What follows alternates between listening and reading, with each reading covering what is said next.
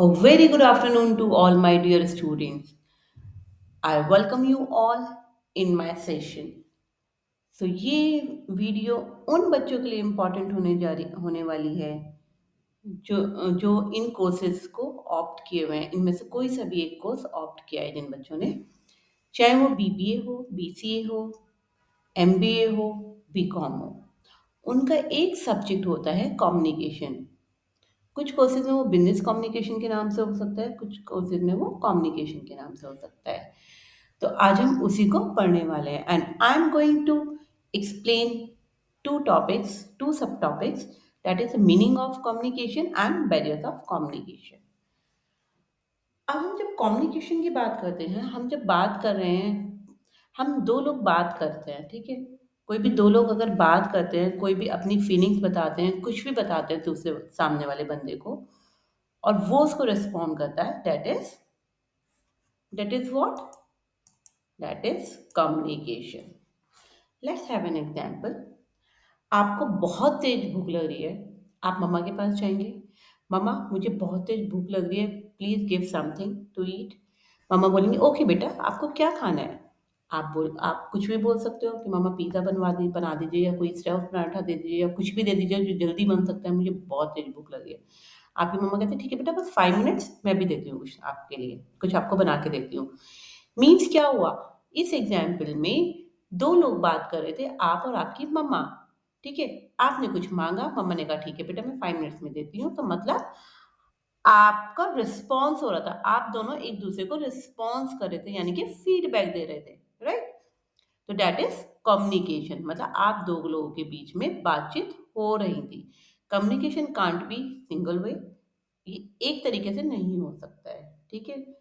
वो फिर different communication होगा, लेकिन यहाँ पे दो दो लोग जब बात करते हैं, दो या दो से लोग ज्यादा लोग बात करते हैं, that will be communication. There is a definition.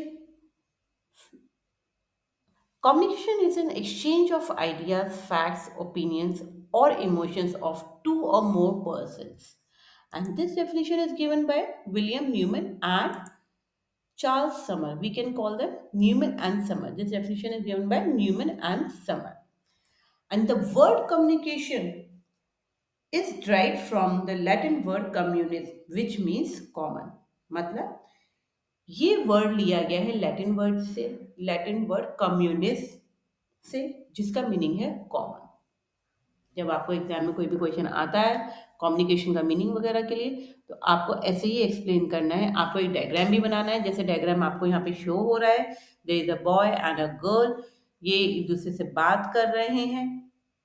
तो इसी तरीके से आपको भी एक डायग्राम बनाना होगा, एक डेफिनेशन लिखनी होगी जो कोटेड लाइन में होगी, इन्वर्टेड कॉमास में होगी, और ऑथर का नाम डेफिनेटली आपको लिखना ही होगा।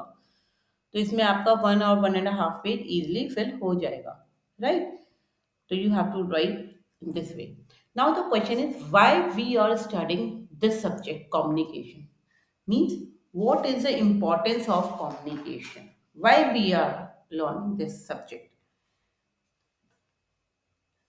because it is very important in organization, because it helps in achieving coordination, it helps in smooth working, it helps in decision making, it also it also an aid to managerial function, it increases managerial efficiency, it saves the time also. So these are some importance why we were learning it. जब दो लोग बातें करते हैं, ठीक है, और कई बार क्या होता है कि एक बंदे को दूसरे बंदे की बात समझ में नहीं आती है, और दूसरे बंदे को दूसरे बंदे की बात समझ में नहीं आती है, राइट। तो that's mean there is some problem, there is some obstacle, और जिसको हम कहते हैं बैरियर्स। क्या बोलते हैं हम उसको? Barriers, right. So, any obstacle or problem in the process of communication which hinders, obstructs the process of communication is called barrier. For example, हम लोग मोबाइल फ़ोन सभी आजकल की लाइफ में सभी लोग यूज़ करते हैं, राइट? आपने एक नंबर डायल किया, नंबर नंबर आपने लगाया, वो नंबर लग गया। आपने सेंड आप क्या हो गए? आप सेंडर हो गए क्योंकि आपको कोई मैसेज कन्वे करना है। रिसीवर ने फ़ोन उठाया, मोबाइल उठाया, but both are doing hello, hello, hello. कि मतलब बीच में कुछ प्रॉब्लम हो गई है, आप लोग कम्युनिकेट नहीं कर पा रहे हो, आप लोग अपनी बात एक्सप्रेस नहीं पा रहे हो, नहीं कर पा रहे हो, दैट्स मीन कि वहाँ पे कुछ प्रॉब्लम हो गई है। And problem can be network problem, कोई भी प्रॉब्लम हो सकती है। तो आप लोगों की बात नहीं हो पा रही है, दैट मीन्स कि वहाँ पे कुछ बैरियर है, राइट? आप देख रहे हैं स्क्रीन पर एक डायग्राम। सेंडर इनकोडिंग कर रहा है मैसेज को, फिर डिकोड होकर जा रहा है रिसीवर के पास, फिर वो फीडबैक की फॉर्म में जा रहा है वापस। तो ये एक कॉन्टिन्यूस साइकिल हो रही है, राइट? पता है ना आपको, there is a feature of communication, continuous, two way communication हो रहा है यहाँ पर, राइट? तो जब यहाँ पर सेंडर से रिसीवर पर जा रही है और रिसीवर से सेंडर पर जा रही है, और इनके बीच में ये जो मैसेज है, अगर ये मैसेज डिस्ट्रैक्ट हो जाता है, प्रॉब्लम क्रिएट करता है, ठीक है, कोई भी ऑब्स्टिकल यहाँ पे आता है, तो उसको बोलते हैं बैरियर। तो जब आपको ये क्वेश्चन आता है बैरियर ऑफ कम्युनिकेशन, तो आपको ये डायग्राम बनाना है वहां पर, बैरियर ऑफ कम्युनिकेशन को एक्सप्लेन करते हुए। जहाँ पे नॉइज लिखा है वहां पे आप बैरियर लिख सकते हैं, राइट, मैसेज के नीचे। Okay, so barriers to effective communication. Barriers are further divided into 5 parts. मैंने यहाँ पे 4 parts लिखे हैं, बट ये 5 parts में है। Semantic barrier, psychological barrier, organizational barrier, personal barrier, physiological barrier.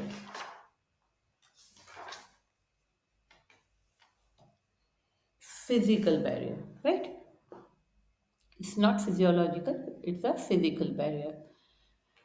Semantic barrier, semantic barrier वो barrier है जहाँ पर बात करते टाइम अगर वर्ड्स या सिंबल में कोई प्रॉब्लम, वर्ड या सिंबल से कोई प्रॉब्लम होती है, मतलब कोई लैंग्वेज की कोई प्रॉब्लम होती है, that is semantic barrier.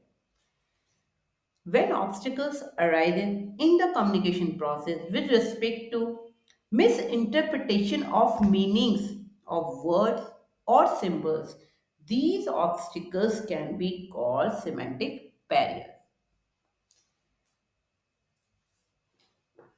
It has further subtopic. For example, badly express message, मतलब अगर आपका जो मैसेज है वो ठीक से कन्वे नहीं हो रहा है, मतलब आप अपने मैसेज को कन्वे ही नहीं कर पा रहे हो, आप बोल ही नहीं पा रहे हो, that is also barrier. Sometimes, due to poor vocabulary, a manager may use incorrect words or omit the important ones, or frame ambiguous sentences, as a result of which he may fail to convey the intended meaning to his subordinate. Clear? Second one is symbols with different meaning. भाई, जब manager या कोई भी बंदा बात करते time कोई भी सिंबल इस तरीके का यूज कर रहा है जिसके डिफरेंट मीनिंग हो, तो वहां पे प्रॉब्लम क्रिएट हो सकती है, right? For example, there is a word price, it has two spellings, Prize and Price. Price means amount and Prize means कोई भी आपको अप्रिसिएशन मिल रहा है, राइट? तो दोनों का मीनिंग डिफरेंट हुआ, लेकिन बोले प्रोनाउंसिएशन में दोनों को प्राइस बोल रहे हैं। तो इस तरीके की प्रॉब्लम क्रिएट हो, इस तरीके का बैरियर हो सकता है, सिमेंटिक बैरियर। फॉल्टी ट्रांसलेशन, जब दो लोग बात कर रहे हैं उनके ट्रांसलेशन में कुछ प्रॉब्लम हो सकती है, जैसे एक को हिंदी बहुत अच्छे से आती है, एक को इंग्लिश बहुत अच्छे से आती है, बट दोनों को हिंदी इंग्लिश नहीं आती है, तो वहां पे प्रॉब्लम हो सकती है। एक होता है अनक्लैरिफाइड अजम्पशंस, जो आप बात पूरी क्लियर नहीं बोल पा रहे हैं, दैट इज एक तो टेक्निकल jargon मतलब while explaining to subordinates, many specialized experts use technical words which the workers may not be familiar with. कई बार क्या होता है कि हम जिस फील्ड में होते हैं हमें वही वाली लैंग्वेज आती है। फॉर एग्जांपल मेडिकल फील्ड में जो डॉक्टर्स होते हैं उनको अपने टर्म्स आती हैं। इंजीनियर फील्ड में जो लोग होते हैं, इंजीनियरिंग में जो होते हैं उनको अपनी टर्म्स आती हैं। ठीक है। अब एजुकेशन में जो लोग होते हैं उनको एजुकेशनल टर्म्स आती हैं। राइट।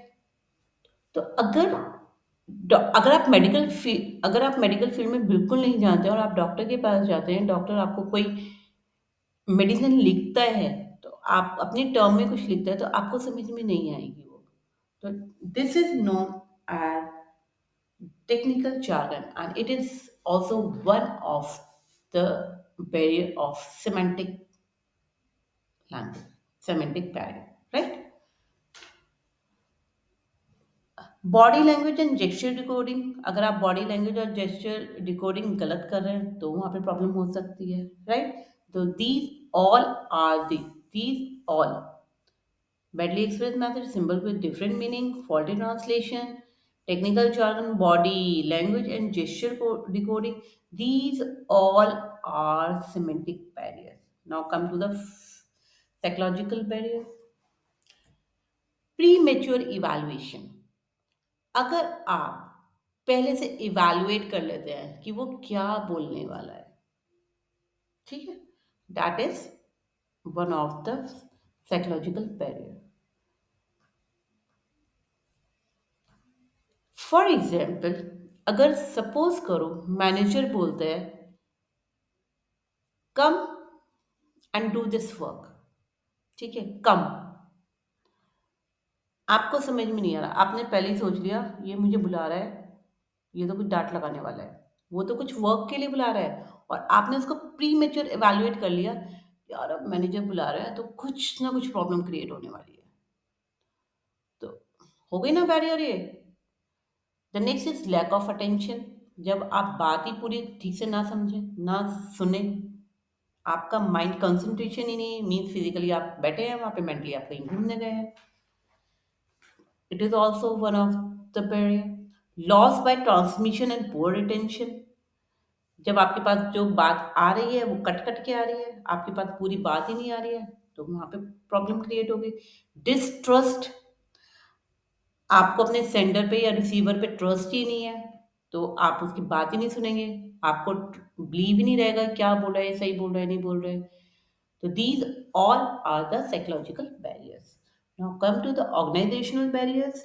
ये बैरियर्स ऑर्गेनाइजेशन में बहुत इंपॉर्टेंट होते हैं, ये बहुत ज़्यादा हो जाते हैं बैरियर्स।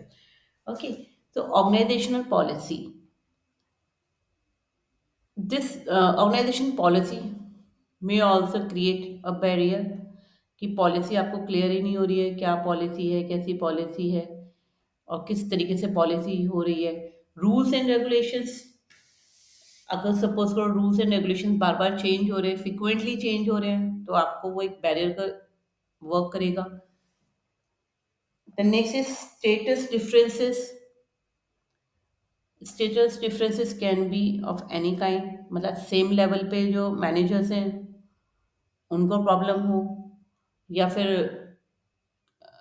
मिडिल मैनेजमेंट जो है, लोअर मैनेजमेंट जो है वहाँ पे प्रॉब्लम क्रिएट हो, तो ये भी एक बैरियर हो सकता है। कॉम्प्लेक्सिटी इन ऑर्गेनाइजेशन स्ट्रक्चर, अगर ऑर्गेनाइजेशन का स्ट्रक्चर बहुत ही कॉम्प्लेक्स वे में है, मतलब थोड़ा घुमा फिरा कर है, तो वहाँ पे ये एक बैरियर का काम कर सकता है। ऑर्गेनाइजेशनल फैसिलिटीज, अगर फैसिलिटीज एम्प्लॉयज को प्रॉपर तरीके से नहीं दी जाती हैं तो भी वो एक बैरियर का वर्क करता है। So these all are the barriers of organization. Now the next is personal barriers. Personal barriers, how they work? Fear of challenge to authority, lack of confidence of superior on his subordinate. As the name suggests, it is already clear, right?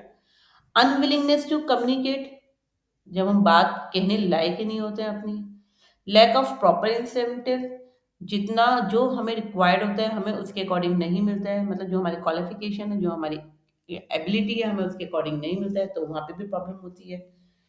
So these all are the personal barriers, and there is one more barrier that is known as physical barrier, and it includes noise, improper time, distance, inadequate or overloaded information. Noise, दो लोग बात कर रहे हैं बीच में, suppose करो कोई TV चल जाए, कोई रेडियो चल जाए, या मोबाइल पे कोई बात करने लगे, कोई शोर आने लगे, दैट इज नॉइज. तो मतलब वहां पे वो एक बैरियर का काम करेगा. इम्प्रॉपर टाइम, एक फ़ोन कॉल आ जाए, रात को 12 बजे आपके पास कोई फ़ोन कॉल आ जाए, राइट? तो आपको थोड़ी घबराहट होगी नहीं होगी कि इतनी रात को किसने फ़ोन किया? क्या प्रॉब्लम है किसी को कि इतनी रात को फ़ोन कर रहे हैं? That is one of the barrier. Distance, अगर डिस्टेंस बहुत ज़्यादा है, तो वहाँ पे प्रॉब्लम क्रिएट होती है.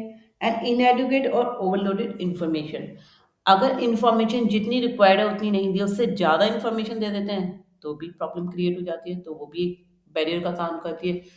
So these all are the barriers to effective communication, और हमें इनको हम रिमूव करके एक अच्छा कम्युनिकेशन कर सकते हैं.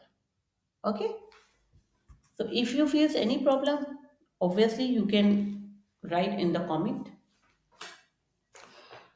So please do like, subscribe, and share my channel, Study Look with Surbi. And thank you so much. For new videos, please press bell icon. Thank you so much for listening me. So bye bye.